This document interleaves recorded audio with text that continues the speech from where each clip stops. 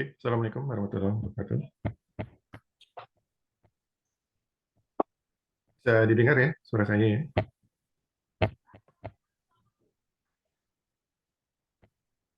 Halo, bisa didengar suara saya?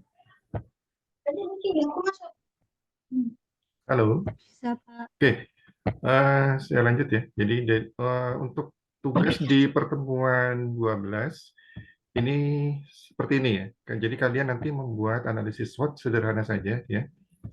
Jadi untuk analisis SWOT ini adalah metode untuk mengevaluasi kekuatan, kelemahan, peluang, dan ancaman atau strength, weakness, opportunities, dan threats dalam suatu bisnis atau usaha, baik untuk jangka pendek maupun jangka panjang.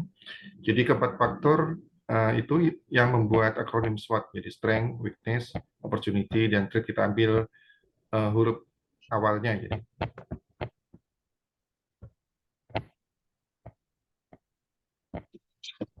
Jadi metode analisis SWOT ini memiliki dua faktor analisis, yaitu faktor internal dan faktor eksternal.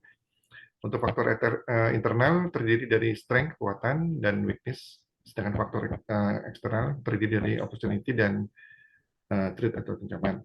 Jadi ini ada contoh ya, ada contoh untuk analisis SWOT sederhana. Jadi ada sebuah kafe kecil, ya, dia melakukan analisis SWOT.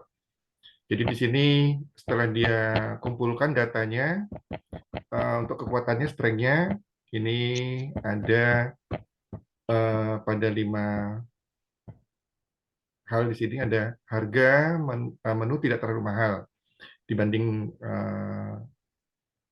apa namanya untuk harga dibanding dengan pesaingnya. Kemudian lokasi yang strategis, suasana kafe yang nyaman, ada wifi dan TV kabel, tersedia makanan ringan. Ini kekuatan dari kafe kecil. Saya sebut saja kafe X misalnya. Kafe X.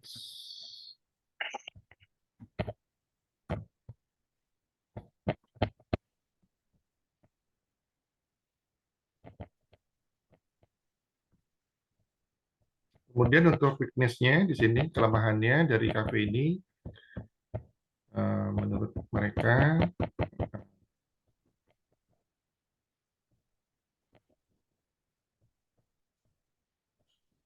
modal untuk melengkapi sarana dan prasarana lumayan besar. Kemudian tempat parkir yang kurang luas. Ini kelemahannya. Kemudian opportunity-nya, peluangnya sering dijadikan tempat nongkrong konsumen. Ya, ini peluangnya. Jadi kafe-kafe itu biasanya banyak apa namanya sekumpulan anak-anak ya atau orang untuk nongkrong di situ. Kemudian peluang lainnya dengan mengadakan beberapa acara musik dan sebagainya, maka akan sangat cepat menarik minat konsumen. Itu peluang kafe tersebut. Kemudian untuk treatnya ancamannya, nah, di sini bila ada musim hujan, misalnya,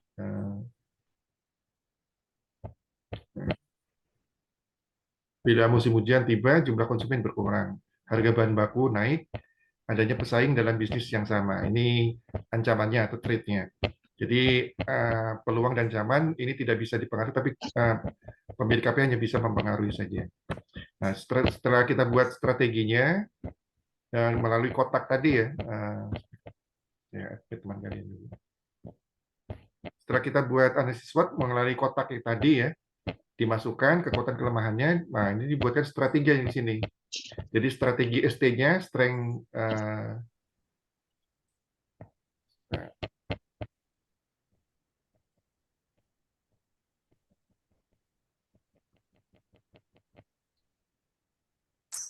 jadi ada strength opportunity atau SO, saya singkat di sini. Jadi untuk dalam kotak kekuatan dan peluang, di sini strateginya menjaga agar harga tidak perlu naik. Kemudian pada strategi strength dan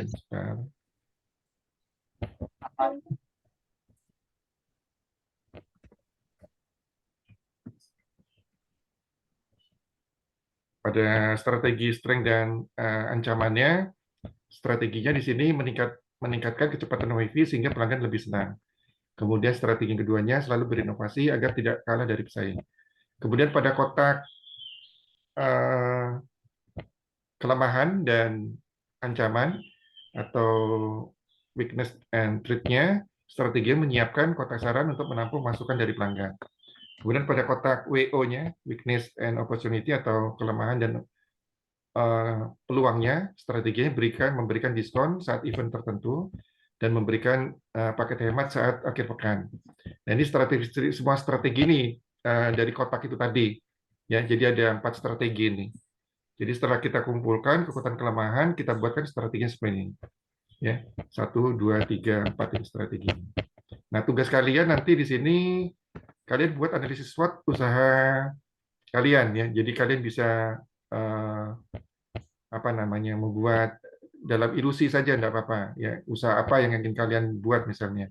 Nah, itu nanti kalian coba buat ilusikan kelemahan atau ancamannya. Atau kalau kalian punya usaha yang real yang sudah ada, coba kalian buatkan analisis SWOT-nya. Ya, nanti kumpulkan tugasnya, nanti saya berikan nilai coba. Untuk melatih saja ya. Jadi ini melatih untuk membuat strategi dengan menggunakan analisis SWOT namanya. Kemudian untuk ini pertemuan ke-13 ya. Jadi untuk pertemuan ke-13 saya lanjut dulu, saya stop.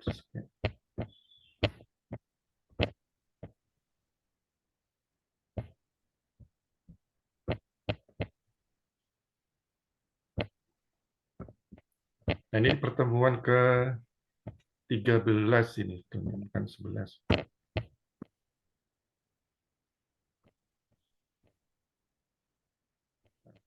Salah ini.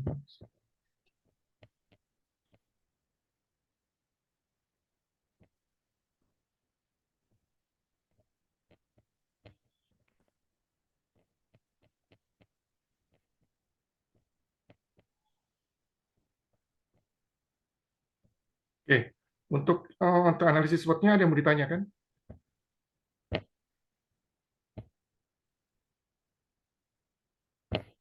Untuk analisis SWOT tugasnya ada yang mau ditanyakan mungkin?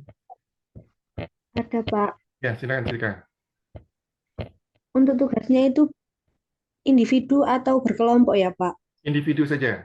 Atau boleh kalau terlalu banyak, kalian buat sekelompok 3 orang ya, tiga ya.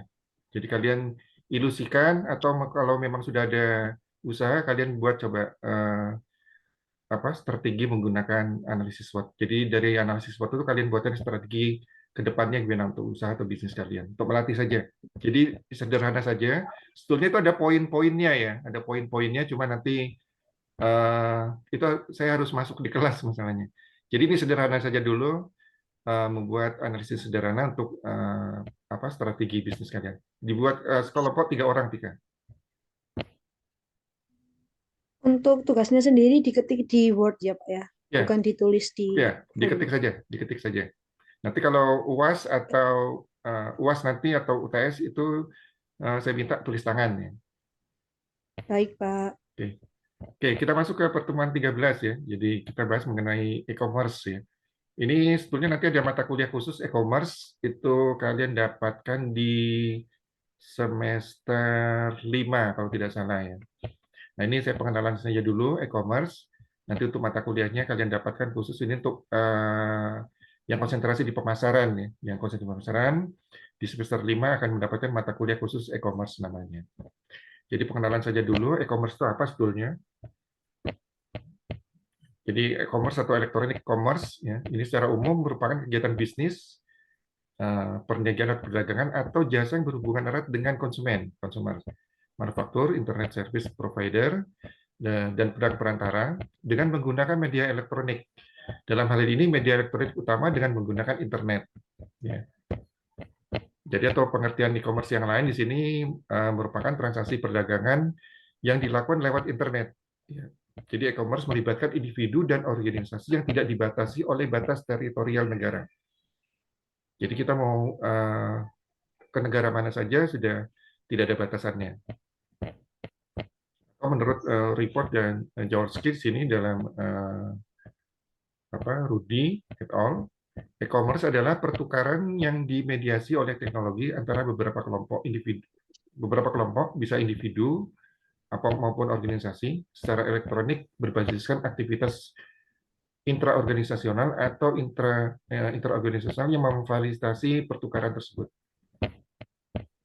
Jadi untuk konsep e-commerce ini sebetulnya ada berapa poin ya konsepnya. Yang pertama automation. Di sini otomasi ya. Jadi otomasi bisnis proses sebagai pengganti proses manual. Jadi konsepnya di sini enterprise resource planning.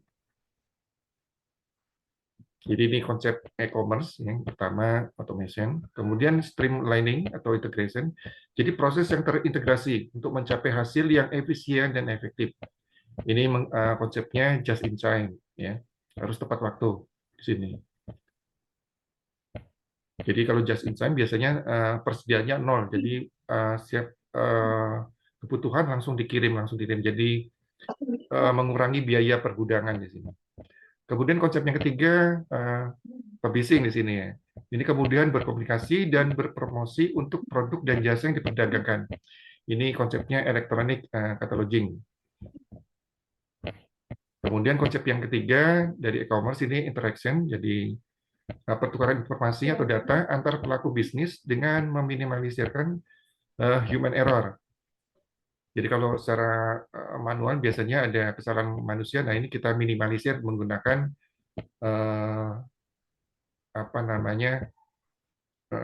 data elektronik ya, penjualan secara menggunakan elektronik.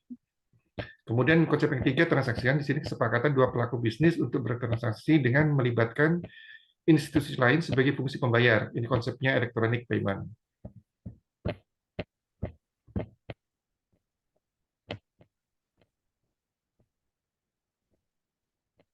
Untuk perkembangan e-commerce sendiri di Indonesia maupun di luar Indonesia,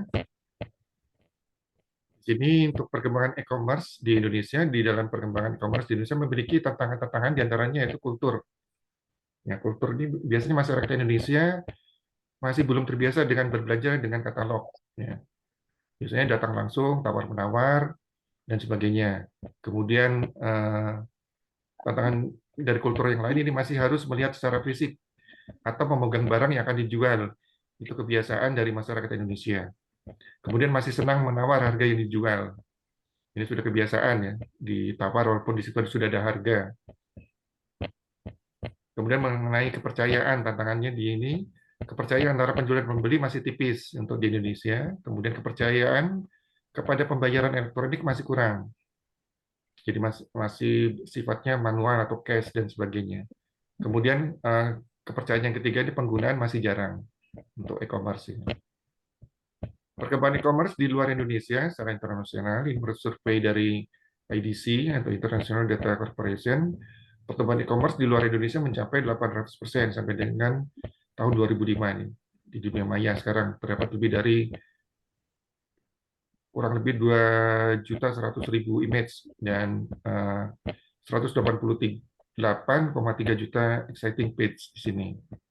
Kemudian menurut survei yang dilakukan oleh Sonet, di sini tahun 2005 konsumen membelanjakan di atas 143 miliar dolar, naik sebesar 22% dari tahun 2004. Untuk arsitektur untuk e-commerce sendiri sebetulnya digambarkan secara sederhana seperti ini. Jadi di sini ada internet, ada kemudian transaksi, ada organisasi. Di sini ada penciptaan transaksi, ada firewall, kemudian ada proses transaksi. Jadi di sini ada pembeli yang potensial. Ya, ini penjelasannya separuh sini. Jadi di gambar di atas punya maksud bahwa di sini konsumen yang potensial akan menuju ke halaman website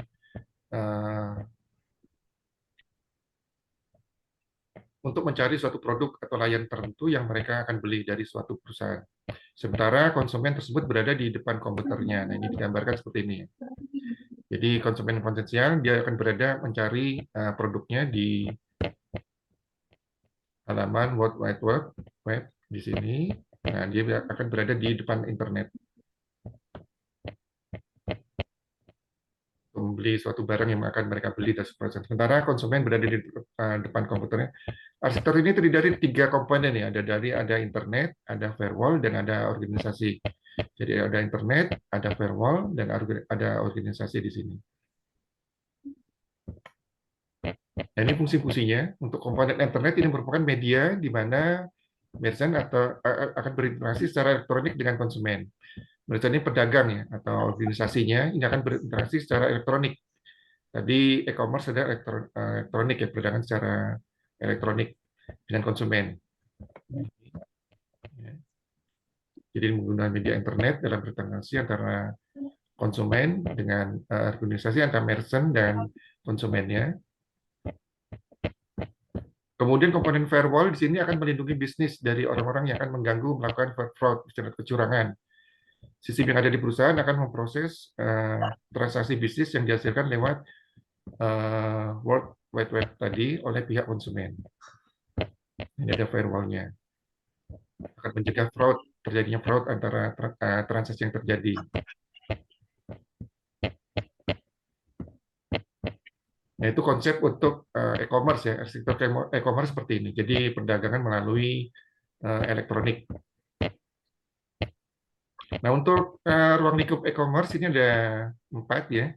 Ada business to business, kalau kita singkat ya, itu tulisannya B2B ya. Kalau kita baca B2B di sini ya. Bukan B2B tapi B2B. Jadi kalau biasa kita istilahkan B2B di sini. Tuh ini karena angka 2 kan cu ya. Jadi biasa kalau di istilah orang pemasaran B2B di sini. Jadi antara organisasi dengan organisasi ruang lingkup e-commerce. Kemudian ada organisasi dan konsumen. Jadi kita istilahkan B2C di sini, ya, business to consumer. Kemudian ada C2C, jadi consumer to consumer. Kita istilahkan C2C di sini. Jadi kalau kalian dengar B2B artinya di sini istilah di e-commerce untuk business to business, B2B. Ya. Untuk business to consumer kita istilahkan B2C di sini. Kemudian ada transaksi antara konsumer ke konsumer, antara individu dan individu namanya C2C. Kemudian antara individu konsumer ke bisnis transaksinya kita namakan C2B di sini. Nah, ini untuk anak pemasaran jangan sampai nggak paham ini ya. Jadi ini sudah istilah-istilah umum ya. B2B, B2C, C2C, C2B. Nah, ini untuk penjelasannya bisnis to business atau B2B. Sebentar Anda saya add teman kalian dulu. Jadi pengertian B2B di sini merupakan sistem komunikasi bisnis antara pelaku bisnis atau transaksi secara elektronik antara perusahaan yang dilakukan secara rutin dan dalam kapasitas produk yang besar. Ini untuk pengertian B2B-nya, business to business dalam e-commerce. Contoh e-commerce B2B atau business to business yaitu Alibaba dan Amazon. Ini dua raksasa teknologi ya, karena transaksi produk di dalamnya dilakukan dalam skala besar dari sebuah perusahaan ke perusahaan yang lain. Ini saling bersaing Alibaba dan Amazon. Nanti kalian bisa lihat di Google atau informasi mana coba kalian lihat di sini Alibaba dan Amazon. Jadi karakteristik B2B di sini pertukaran informasi yang dilakukan antar pebisnis tersebut atas dasar kebutuhan dan kepercayaan.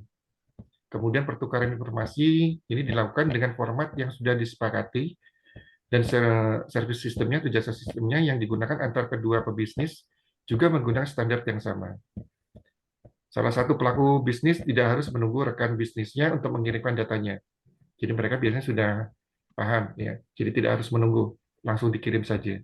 Kemudian sarana yang digunakan PDI di sini Electronic Data Interchange. Kemudian model yang umum digunakan adalah peer-to-peer atau model jaringan, di mana setiap komputer yang terhubung memiliki kedudukan sejajar tanpa adanya server.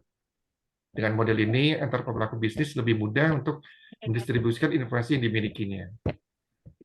Kemudian yang kedua, di sini tadi, yang kedua, e-commerce yang kedua, business to consumer atau B2C.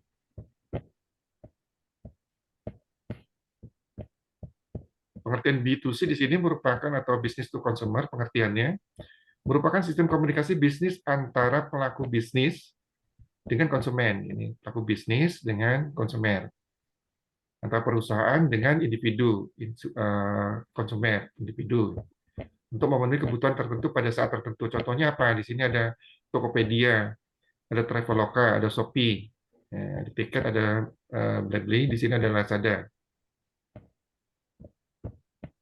Nah, karakteristik di B2 consumer atau B2C tadi, informasi disebarkan secara umum.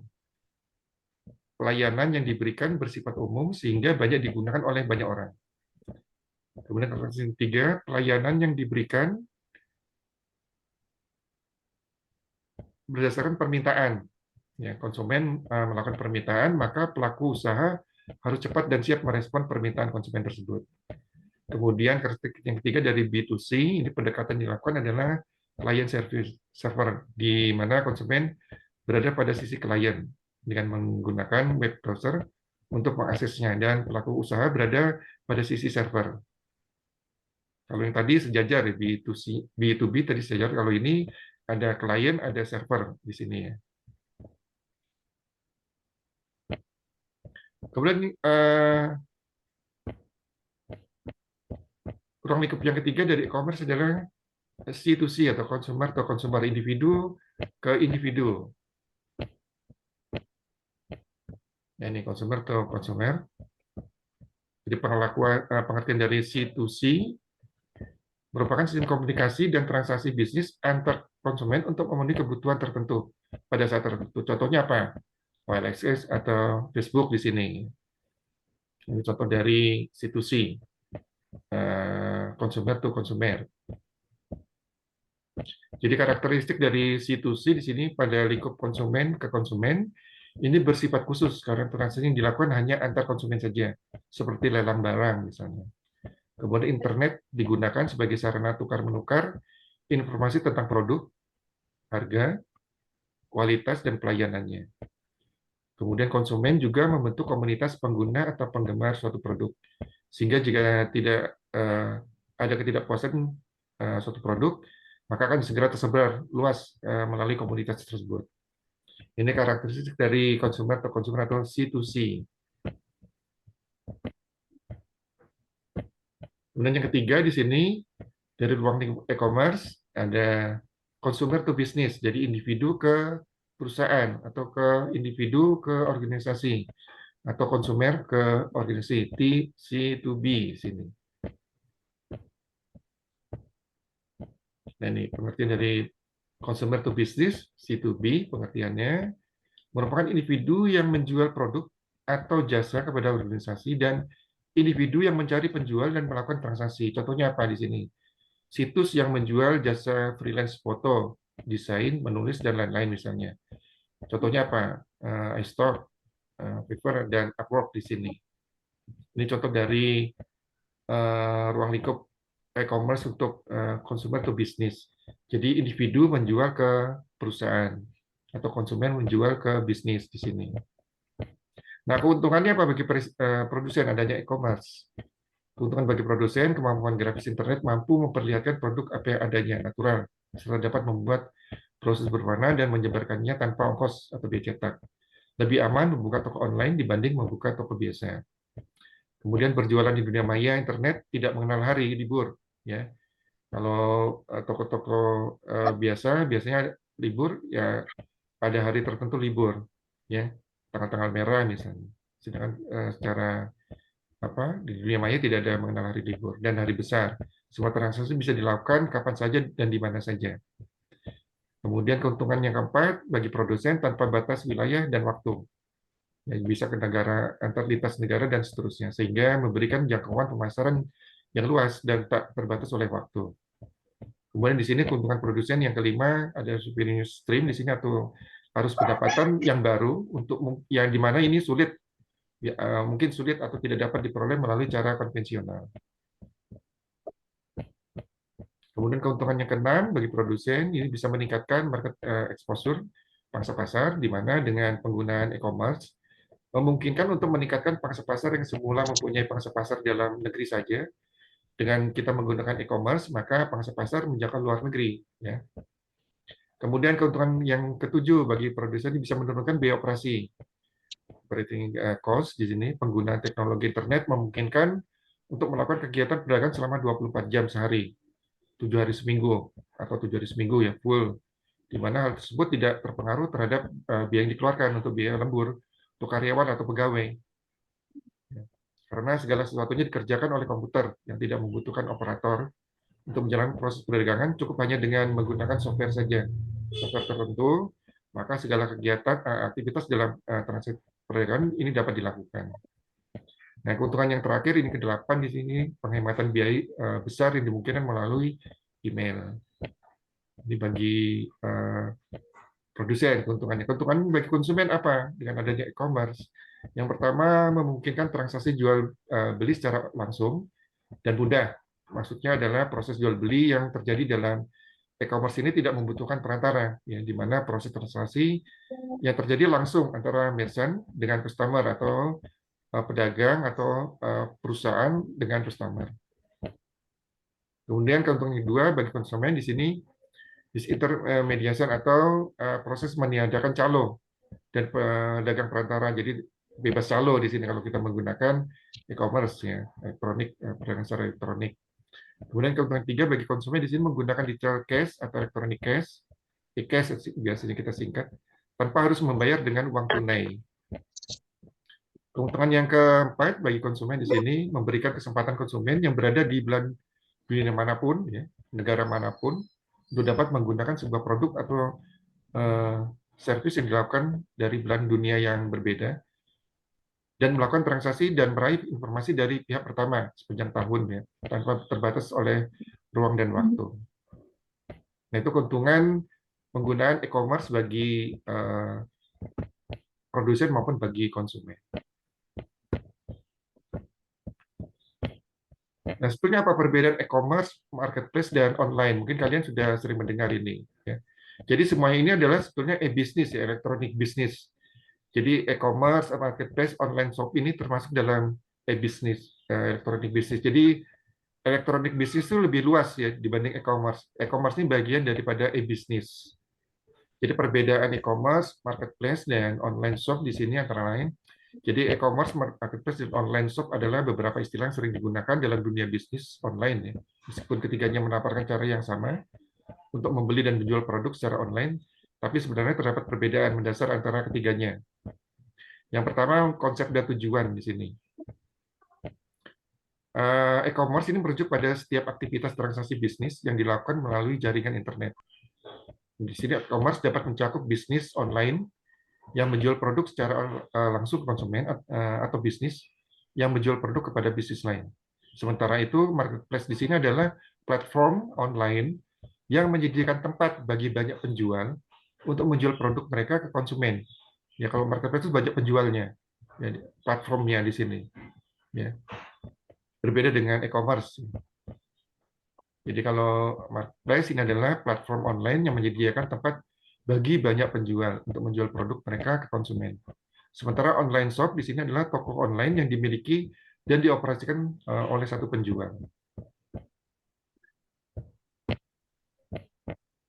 Nah, untuk dari segi pemilik bisnis, ini e-commerce dan online shop ini dimiliki dan dioperasikan oleh satu penjual tunggal. Sementara marketplace memiliki banyak penjual di sini yang bergabung dan menjual produk mereka di platform tersebut.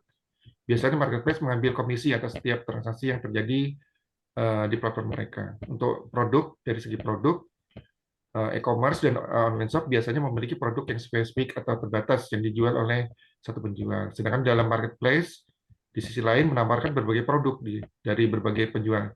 Coba kalian buka marketplace coba ya, di situ banyak penjual, banyak produk di situ biasanya. Sehingga pelanggan memiliki lebih banyak pilihan. Kemudian untuk kontrol produk, di sini e-commerce dan online shop memiliki kontrol penuh atas produk yang mereka jual. Sedangkan di marketplace, penjual memiliki kontrol atas produk mereka, tetapi platform memiliki persyaratan dan standar tertentu yang harus dipenuhi untuk menjaga kualitas dan integritas platform. Nah, di sini ada tugas ya, saya kasih latihan kalau di sini. Ini ada 5 soal, nanti kalian kerjakan ini. Ya. Ini masukkan nanti tugas ini di apa tadi di tugas yang di tugas ke-12 ya. Jadi sertakan, digabung saja tugasnya ini. Tugas 13 dimasukkan di bersama tadi tugas yang ke-12. Jadi contohnya tadi sudah saya jelaskan di atas, kegiatan bisnis, pendidikan perdagangan atau jasa berhubungan erat dengan konsumen, manufaktur, internet service, provider, dan pedagang perantara dengan menggunakan media elektronik disebut apa? Ini ada e-banking, e-payment, e-learning, ada e-commerce, dan e-government. Kalian pilih saja salah satu. Ini sampai 5 ya. Mungkin itu saja dulu untuk pengenalan e-commerce-nya. Nanti lebih jauh akan untuk mahasiswa yang konsentrasi pemasaran akan mendapatkan mata kuliah khusus e-commerce di semester,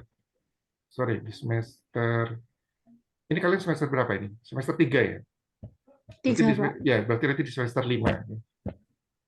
Oke, sampai sini dulu. Mungkin ada yang ditanyakan? Izin bertanya kembali, Pak. Ya, silakan Tika.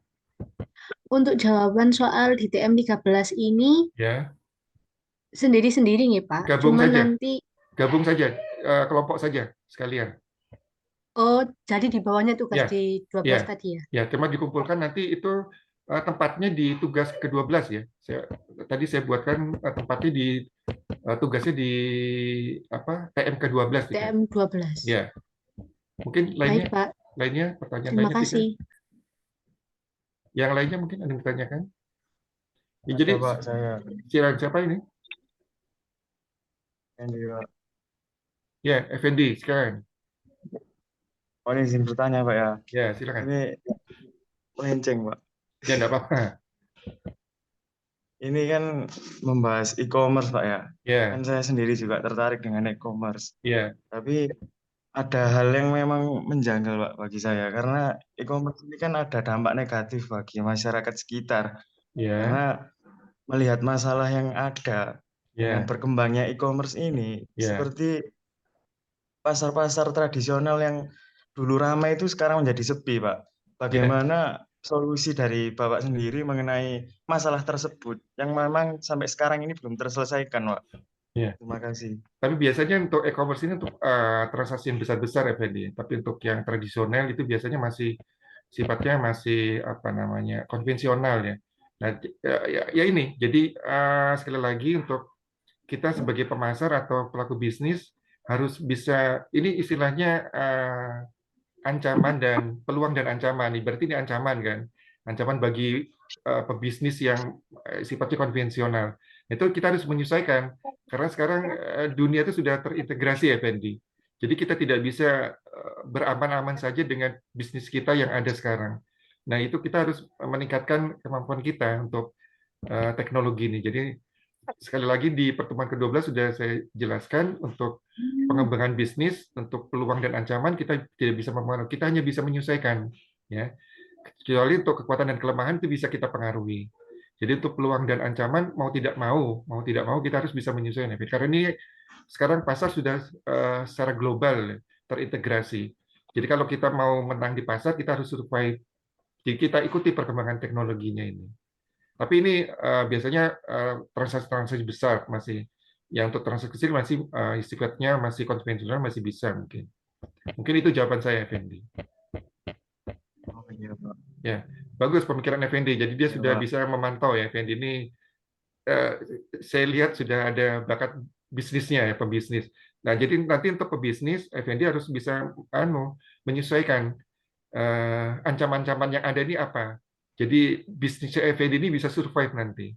Mau tidak mau dunia ini semakin lama semakin terintegrasi ya, Effendi. Tidak mungkin kita terkucilkan sendiri, tidak mungkin. Kalau kita terkucilkan nanti kita tidak bisa memasarkan barang kita ke luar negeri nanti. Ya, Iya, Pak. mungkin yang lainnya, pertanyaan Effendi yang lainnya atau yang lainnya mau menanyakan. Mohon maaf ya, jadi beberapa 2 minggu ini masih masih sering drop ya. Jadi baru buka laptop gitu kadang sudah drop kesehatan saya. Jadi beberapa kali saya batalkan untuk memberi kuliah. Jadi ini saya sempatkan. Jadi kalau masih memang ada apa pertanyaan-pertanyaan bisa di WA saja, nanti saya jawab melalui WA. Oke, Baik, Pak. ya. Oke, adik-adik Baik, mahasiswa, Pak. mungkin ini saja dulu. Start ini ada chat ya. Ada chat. Oh, dari Tika ya. Oh ya, oke. Yang belum masuk tadi. Oke. Oke, adik-adik mahasiswa, mungkin perkuliahan kita untuk pertemuan ke-13 saya akhiri dulu. Mungkin nanti di minggu berikutnya kita langsung 2 TM sekalian ya. Jadi pertemuan berikutnya TM 14-15 dan langsung ke UAS-nya kita nanti. Untuk Baik, Pak. materinya nanti dari awal ya. Untuk UAS itu dari pertemuan 1 sampai pertemuan ke-15. Nanti kalau sempat saya berikan kisi-kisinya untuk soalnya. Oke, dari mahasiswa, untuk pertemuan kali ini saya akhiri dulu. Terima kasih atas kehadirannya di pertemuan secara daring ya, menggunakan Zoom kali ini. Assalamualaikum warahmatullahi wabarakatuh.